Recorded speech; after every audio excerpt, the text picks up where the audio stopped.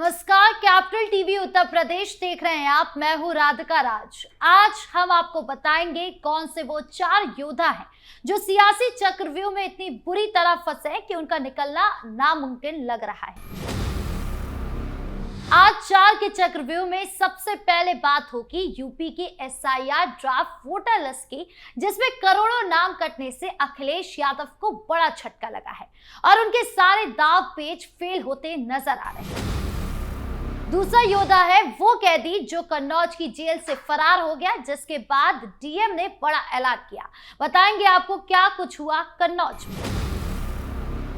तीसरा बड़ा खुलासा समाजवादी पार्टी की पीडीए पाठशाला का है, जहां उनके जिला अध्यक्ष ने हिंदू पहचान को नकार कर हिंदुओं को बांटने की राजनीति शुरू कर दी। आखिरी योद्धा है वो मौलाना अरशद मदनी, जो नफरत की राजनीति पर सवाल उठा रहे हैं, लेकिन खुद उनके पुराने बयान हिंदू मुस्लिम को बांटने वाले रहे हैं। बताएंगे आपको पूरा मामला, तो चलिए शुरू करते हैं 4 का चक्रव्यूह। शुरुआत करते हैं 4 के चक्रव्यूह की सबसे बड़ी खबर से, जो एसआईआर से जुड़ी है, जहां चुनाव आयोग ने एसआईआर यानी कि स्पेशल इंटेंसिव रिवीजन के तहत ड्राफ्ट वोटर लिस्ट जारी कर दी। इस लिस्ट में पहले के 15.44 करोड़ वोटरों से करीब 2.89 करोड़ नाम कट गए हैं। अब कुल वोटरों की संख्या 12.55 करोड़ के आसपास रह गई। नाम कटने की वजह से मृतक वोटर स्थायी रूप से शिफ्ट हो गए लोग, डुप्लीकेट रजिस्ट्रेशन जिसके पते वेरीफाई नहीं हो सके। लखनऊ में सबसे ज्यादा 12 लाख से अधिक नाम कटे हैं। चुनाव आयोग ने कहा कि जिनके नाम कटे हैं वो फॉर्म भरकर दावा कर सकते हैं। दावे आपत्तियां 6 फरवरी तक स्वीकार होगी और फाइनल लिस्ट 6 मार्च को आएगी। ये कार्रवाई पारदर्शी वोटर लिस्ट बनाने के लिए की गई है, लेकिन विपक्षी दल खासकर समाजवादी पार्टी इसे राजनीतिक साजिश बता रही है।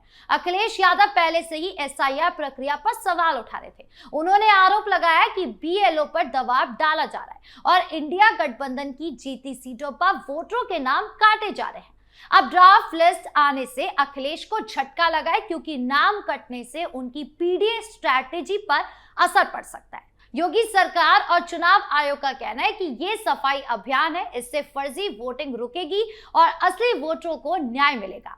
मौके पर बीजेपी नेताओं ने इसे ऐतिहासिक कदम बताया, तो वहीं समाजवादी पार्टी में हड़कंप मच गया, क्योंकि अखिलेश यादव बार बार सवाल उठा रहे थे कि सीएम योगी बोल रहे थे कि 4 करोड़ लोगों का नाम कटेगा, लेकिन 4 करोड़ नहीं, सिर्फ 2.89 लाख ही कटे हैं, जिसके पलटवार में बीजेपी वालों ने भी बताया कि ये सिर्फ एक अनुमान है और ड्राफ्ट है, अभी ओरिजिनल लिस्ट आने में वक्त है, यानी कि आंकड़ा अभी बढ़ सकता है और घट भी सकता है।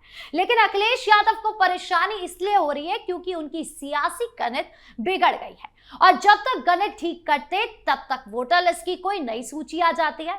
कुल मिलाकर ये चक्रव्यूह विपक्ष के लिए घातक साबित हो रहा है। अब बात करते हैं उत्तर प्रदेश के कन्नौज जिले की उस सनसनीखेज वारदात की, जहां जिला जेल से 2 खतरनाक कैदी फिल्मी स्टाइल में फरार हो गए। यह घटना रविवार रात की है, जब जेल में न्यू ईयर का जश्न चल रहा था। अफसर और कर्मचारी पार्टी में मशगूल थे।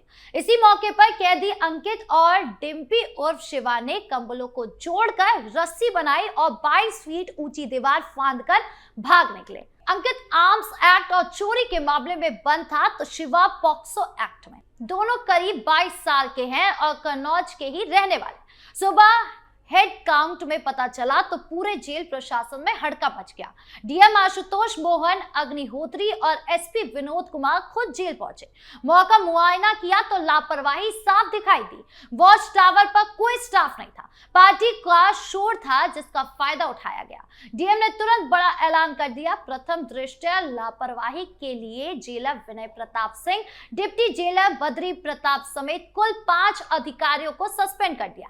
जांच के आदेश दिए और कहा कि जेल सुरक्षा में कोई कोताही बर्दाश्त नहीं की जाएगी। पुलिस ने कई टीमें गठित की। संभावित ठिकानों पर छापेमारी शुरू हुई।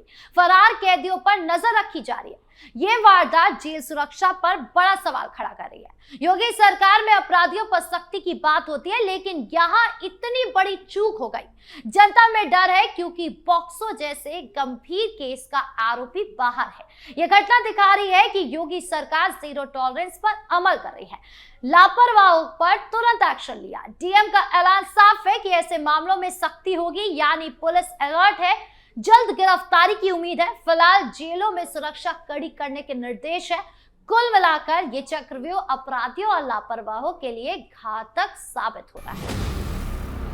अब एक बड़ा खुलासा समाजवादी पार्टी की पीडीए पाठशाला का, जहां उनके जिला अध्यक्ष शिवराज सिंह यादव ने विवादित बयान देकर हिंदुओं को बांटने की राजनीति शुरू कर दी।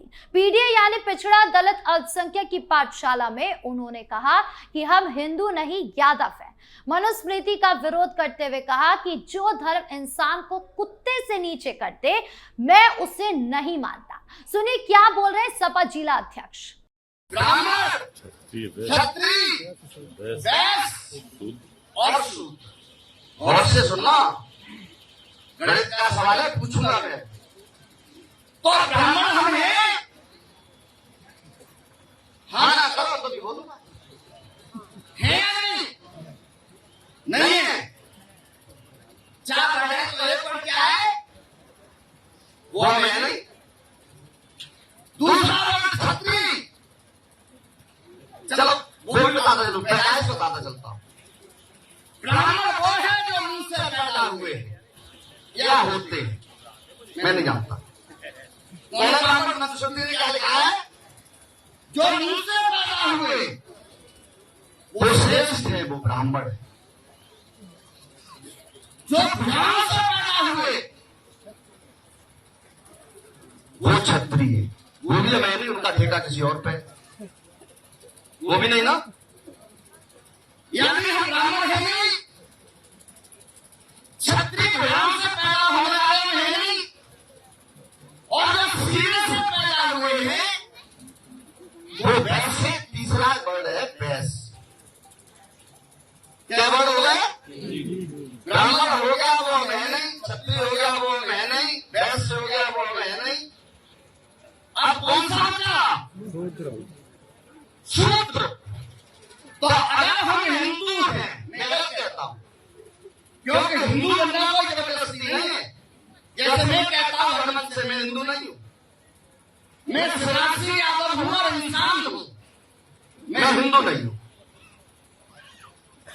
क्योंकि जो धर्म किसी इंसान को कुत्ते से नीचा कर दे, मैं उस धर्म को कदापि नहीं मानता, कभी नहीं मानता। ये बयान सपा की एबीसी से आगे की पढ़ाई लग रहा है। पहले जातीय गणित, अब हिंदू समाज को बांटने की कोशिश। यादव हिंदू नहीं कहकर कोई बड़े वर्ग को अलग करने की राजनीति की। बीजेपी इसे हिंदू विरोधी बता रही है। सोशल मीडिया पर बहस छिड़ गई है। एक तरफ पीडीए को न्याय की लड़ाई बताना, तो दूसरी तरफ हिंदुत्व को चोट देना।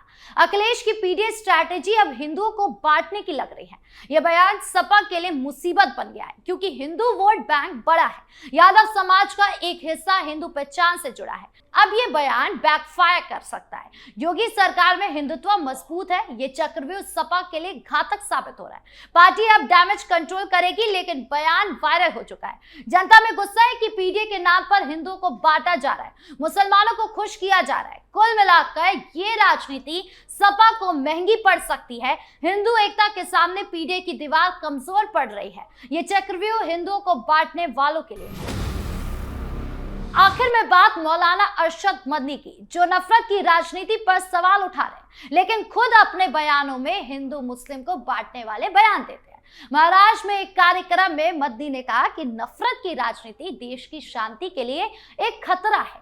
सांप्रदायिक ताकतें संविधान और सेक्युलरिज्म को नुकसान पहुंचा रही है।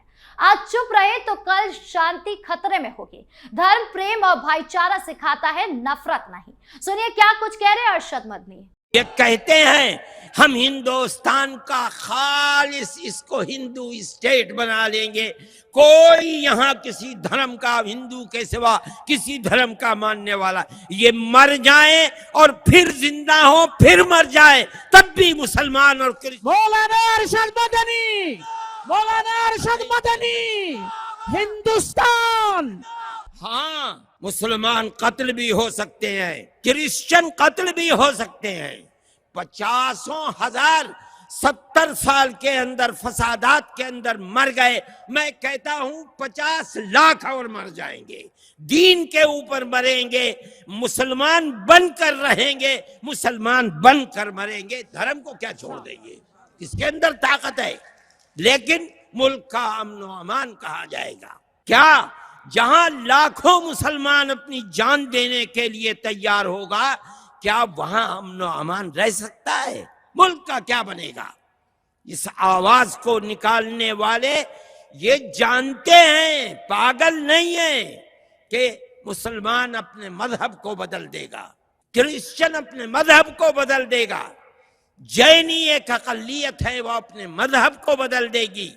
नहीं, सिख एक अकलियत है वो मजहब बदल नहीं, मजहब नहीं बदला जा सकता। वो अपनी कम्युनिटी, जो बेपढ़े लोग हैं, उन्हें मजहब की शराब पिला करके, मजहब का दीवाना बना करके हमें मौका दो मुल्क के अंदर हुकूमत करने का, हम 6 साल में पूरे मुल्क को हिंदू मुल्क बना डालेंगे, ये कहने के लिए पागल बना रहे हैं। लेकिन मैं एक बात कहता हूं, जो लोग नफरत की बातें कर रहे हैं, कुर्सी पर बैठकर नफरत की सियासत कर रहे हैं और घर वापसी की बात कर रहे हैं, वो लोग मुल्क के वफादार नहीं हैं, चैन और सुकून के साथ गद्दारी करते हैं। अरशद मदनी के पुराने बयान विवादास्पद रहे हैं। कभी राहुल गांधी के साथ मन सादा कर हिंदू मुस्लिम एकता की बात करते हैं, तो कभी अलगाव पैदा करने वाले बयान देते हैं।